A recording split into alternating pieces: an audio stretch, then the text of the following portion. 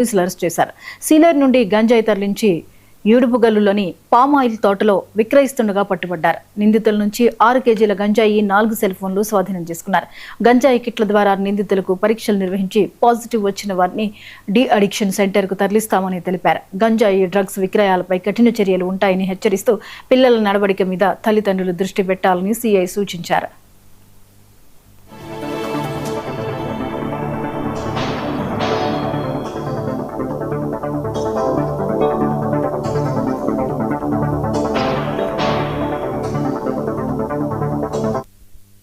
ఏవైతే ఈ టెస్టులు మనం కండక్ట్ చేస్తున్నామో ఇది డైలీ బేస్ మీద ఉంటుంది. ఇక నుంచి యాక్షన్ అనేది మా ఎస్పీ గారి ఆదేశాల మేరకు ఒక టీమ్స్ కూడా ఏర్పాటు చేయడం జరిగింది. ఇదంతా సార్ చైతన్యం అనే ఒక ప్రోగ్రామ్ని డిజైన్ చేశారు. ఈ అవగాహన కార్యక్రమాలు అంటే పోక్సో కానీ, ట్రాఫిక్ రూల్స్ కానీ, అలాగే గంజాయి నిర్మూలనకు సంబంధించి ప్రైమరీ స్టేజ్లోనే దాన్ని క్లోజ్ చేసే విధానంలో కానీ అన్ని స్టేషన్స్లోని టీమ్స్ ఏర్పాటు చేసి దాంట్లో భాగంగా అవగాహన కార్యక్రమాలు ఏర్పాటు చేసి అవగాహన కార్యక్రమాలతో పాటుగా ఈ కిట్స్ ద్వారా టెస్టింగ్ కండక్ట్ చేసి వీటినన్నిటిని కంట్రోల్ చేయడం జరుగుతుంది.